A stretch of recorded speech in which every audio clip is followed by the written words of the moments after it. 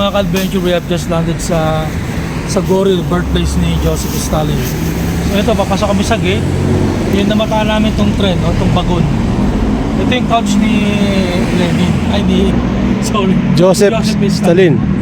So tibay pa rin, no? Umulat amaro, mag-yelo.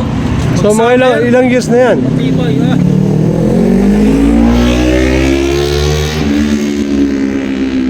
Matagal-tagal na rin yan, mga ilang years na yan. Kasi tanong pa ng Soviet. Kailan pa nag-grain system, natapos siya 1950. Parang 1950 siya namatay, eh. Early 50s. Ah. Kasi ang kamakailan lang ay yung nag-collapse ang Soviet 1990s. 20 years ago lang ba? 21 years ago. Ayun. Paano ba nag-collapse sila? In terms of... Hindi na makontrol. Ang dami ng kaliwat kahanan nagpo-protesta. Sa dami ng nasakop nila, marami rin ng ano. Ilang bansa, hindi na kaya kontrolin yung buong buong Russian Empire. So guys, no, we are entering na, no? Itong museum ni Joseph. Ano ba naman architecture? Dedicated yan kay Joseph Stalin. Galing, no? So nagpapatunay na si Joseph Stalin, bagamat na namuno sa Russia, pero meron din siyang alaala. Alaala dito unlike ni unlike ni Hitler, wala siyang ganito. Wala? Wala siyang parangal. May nga, wala siyang parangal. Bagon, yan ang kanyang couch. Ang late leader ng Russian Empire. Mukhang sarado, ha? Walang makita siya. Anyway, sa labas meron namang Stalin din. Meron na yan. Ito si Joseph Stalin. Yeah. Good, no?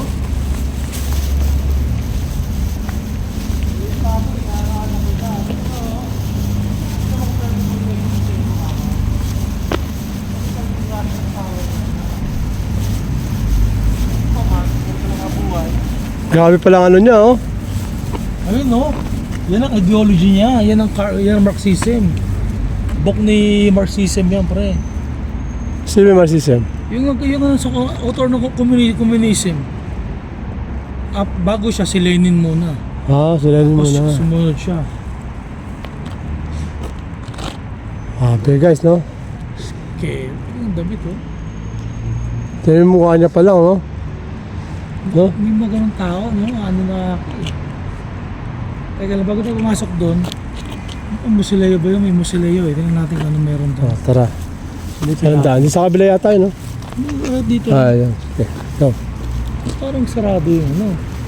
Magtanong tayo sa mga may kamalayan. Yun, yung tao dun, no? Magkataon lang ba na sarado? Let's go. Ako may bayad. Ano araw pa ngayon? Sunday? Oo. Kaya pala. Kaya siguro sarado din dun. Oo. Pasaway ka.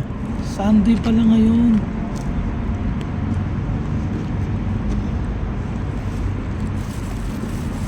Okay lang. Hindi okay. Hindi okay. Hindi okay. Pumunta tayo dati pinagplanuhan. Mag-overnight ka rito. Ay, may ano ako, may diskarte ako. Sige. At least ang Borjomi, resort, di ba? Punta ka doon. Uwi rin tayo, eh. O saka dadaan, dito rin. Dito rin. Dito tumahan ka rito. Balik tayo dito. Yes. At saka din malibot din to, eh. Meron pa tong bundok, castle, pupunta natin. Dito tayo ngayon libutin. Okay. O ngayon, punta tayo sa may castle sa tuktok ng bundok. Ayun, sige. Kaya mo lakarin. Kaya. Ayan na. Kaya na tuhod. Kaya to dyan. Kasi siyempre, isang puntaan din kaya. So malamang yung pinunta natin doon sa ano, ganun din. Kaya siguro, no? Pag Sunday. Yes. Hop. Wala tayong kamalayan doon? Punta natin ano. Kasi nasanay tayo pag Friday sa Middle East. Oo. Pero kahit off naman, bukas ang museum. Siyempre. Diba? Kasi spot marami pag off. Yun, no? Galing, ah.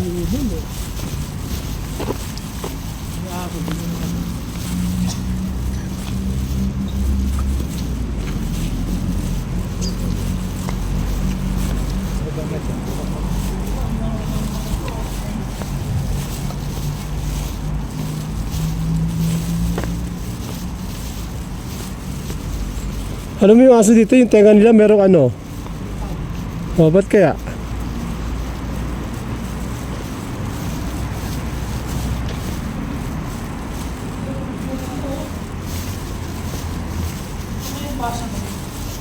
Bawal upakan. Sabihin tayo ka sa ganun. Dito. Sa distance, social distancing. Ito yung bahay niya? Kulungan. Ha? Naka-Russian split kasi, no? Naka-silent eh. Sa baba. Alright guys, nagpunta kami doon sa Museum ni Joseph Stalin. Stalin, no? So, first impression ko, iba pala yung sitwasyon ng buhay na, ano? Iba, oh. Soviet Union talagang, Soviet, iba yung disiplina siguro sa mga tao, Oo. no? di ba? Pero parang nandun yung ano eh, yung pagiging elite na mga tao, yung Ilit ng mga tao, no? parang may disiplina, tapos yung kanilang yung industrial, kasi actually ang 18th century kasi industrial revolution yan. Nandiyan na yung mga yung mga paggawa ng mga trade, mga industry. Oo, kumbaga yung utak Ang nila. mga way nandiyan yung yung ginagawa talaga yung mga technology ng Oo. 18th century. Meron ako kotse, airplane, battle tank. Nandiyan yung mga yan, industrial revolution. Pero yun nga si Joseph Stalin talagang pinanganak dito sa lugar na to. Gori, Sa Gori. birthplace niya Gori. Native Georgian yan. Oo, native Georgian siya. Pero bakit doon sa Russia siya naging ano? Naging leader. Leader. Siya ang leader. Di ba? Di ba kakaiba, no? Pwede pala yun, yung ganung... Kasi nga that time, may kasama kasi sa Soviet ang ang Georgia. Oh, sabihin ganun katalino mga... Bago si Joseph Stalin, si Lenin muna. Si Lenin muna. Itong si Joseph naman, binabasa niya yung mga book ni Karl Marx, kay Lenin, hanggang sa maging leader siya. Gumawa rin siya ng sarili niyang book. Di ba? Nakapag-author siya ng sarili niyang book. At may translation pa sa ibang language, kagaya na sa China. Siguro maaari kaya ang China naging communist. Yun, Basta no? by Kasi influence of the Russian. meron kami may nakita doon sa museum, no? Yung mga Russian yung mga Chinese. May mga book, no? Translated Translator, sa meron doon mga Chinese, tsaka iba mga lengguwahe. ibang language. Ibang language, di ba? So, sa akin na nagkaroon ako ng kamalayan, natutunan ko yung ano ba yung naging livelihood niya, no? So, maliit na nakita ko sa museum, sa tingin ko, maging great leader siya. No, although Sa una, talagang great leader. And siguro na-overwhelm sa power.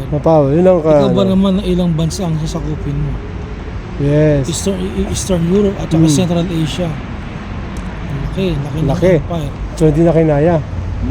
Yung buong bansa nga nilang Russia, laki-laki na eh. Laki na eh. What more yung mga ibang bansa na ano pa. Kagaya ng Georgia, di ba? Diba? Azerbaijan, Oo. Armenia, Yes. Kazakhstan, Tajikistan, Turkmenistan, Oo. Kyrgyzstan. Yung mga nanonood diyan na may sa mga history at may kamalayan about sa Soviet Union. Gusto mo namin yung pinagmula, no? Mga mahilig sa USSR. Yes, mga ganyan, ha? Yung parang napapascinate sila sa Oo. napapascinate sila sa yung mga kaganapan, no? Yes, so yun lang guys. So, isi-share namin to sa inyo para magkaroon din kayo ng kamalayan. Ngayon, kung gusto nyo makapunta dito, anong kailangan nilang gawin sa June? Actually, may two-way naman. May train, may bus, may taxi. Oo. Ang ginawa kasi namin, nag-taxi tayo eh. Oo. Pero galing kasi tayong Mosqueta noon. Pero usually, sa mga bago lang, siguro hindi muna namin isasuggest yung DIY, no? Kasi unang-una, yung mga tao din, hindi naman talagang fluent sa Sa English English. pa, oo. Siguro sa mga first timer, yung may mag-tour guide kayo. Tour guide English kayo. speaker. English speaker, tama yan, oo. Para mas maunawaan nyo. At saka mas safe na rin kayo kasi nga, una-una, yung merong language barrier talaga. Hindi lahat marunong mag-English, no? Mas marami hindi marunong mag-English pala. Kasi kami Lalo yung matatanda. medyo kami DIY eh. Oo. Talagang tingin sa mapa kung saan pupunta, tanong lang, sakay kami ng bus, sakay kami ng Yun yung public adventure ang transportation. hilig, adventure talaga. Hindi hilig. tourist lang. Kasi yun parang limitado kasi. Kami, gusto namin explore talaga eh. Ginakainip kasi minsan pag nakakaramdam ka yung tour guide mo na parang naiinip eh. Parang ganun. Yun, kakababa lang namin. Kaya na, umakyat kami. Tara, no? Yun ang entrance. Obvious mo, di ba? So ito yung bago niya, no, ni Stalin. Kompleto. Meron siyang room. Oh. Meron siyang sariling CR, may bathtub pa. May opisina, meron siyang kwarto, at the same time meron din extra room. Yes, may guest room pa. Ang style ng loob, kasi hindi kayo makapag-video eh. Meron siyang alley or corridor, no, nakakadaan ka. So sa isang side, nandun lahat yung ano mo, parang features ng bago na to. Sa pinakadulong bagay dito, may dining area. Medyo malaki na kasi ano na siya, buo na siya. Ganyan. So, ngayon, anong itsura ng loob? Ang mga pintuan, wooden door siya. Pero hanga ako sa toilet. Ah, Kasi may flush na yung toilet. updated na, no? Oo, update na, may flush na siya. Sorry? Okay na siya. Stalin house. Padre. Stalin. Yes. Okay. Ah, house. Original. Original, yeah. Это музей. Yeah. 1950 start музей революции, no Stalin. 1953 Stalin died. Ah, 57 finish. ah, Open museum Stalin. Start Ah, revolution. okay. Finish Stalin. yeah. So guys, in-explain sa amin nung no, pinaka rito, no? Itong building na, After siya namatay, ginawa siya yung museum. oo. Ah, Tribute sa kanya. Pero yung actually kanyang mausoleum talaga, nasa Moscow. sa Moscow talaga. Kasama si Andun Lenin. talaga yung kanyang, living. Talagang body niya Ah, talaga. Body niya. Kasama si Lenin. Teka, speaking of Lenin, ano ba siya? Origin? Ah, Si Lenin, talagang taga Russia talaga siya. Russia. Moscow talaga. Nauna mo ng leader yun. Ah, okay. Maganda yung bago niya. Siguro yung Guys, na-imagine kong bago to, high-end, first class. Ay, oo. Parang hotel. Tao naman mga Imagine mo ha, Grabe. bro, yung seat ng toilet, may wooden ano pa. May Diba, no? wooden. Tapos, Oo. pagka-flash ka na, hindi ka kaya sa atin, tatayo ka para pindutin Oo. mo. Bro, inapakan lang. Pati na-invento yun. Dapat ganun si Ganun data mag-isip, no? Okay guys, so extension to dun sa no? Dun sa museum. Pwede mo tutukan ng seal ng Soviet O, seal. tutukan natin yan. Tutukan natin yan. Pakita mo sa kanila yung Soviet seal. Yan. Mag-isip. Yan, tignan nyo guys, ang the famous CCCP, oh. Yan ang ginawa ng Soviet China. seal, yan. Diba? Ano yan parang nanggayang China sa kanila, no? Inadapt nila yung communist. Hala, inanakop din. Siguro sa kanila, yung kanilang Nandun ba sa libre yung pananakop talaga? Kaya siguro ganun ang gawain ng yes, we Chinese. learn the lesson of the past. Yun ang kinabong karagatan. Ayun nga, ngayon ginaganap nila. Ah.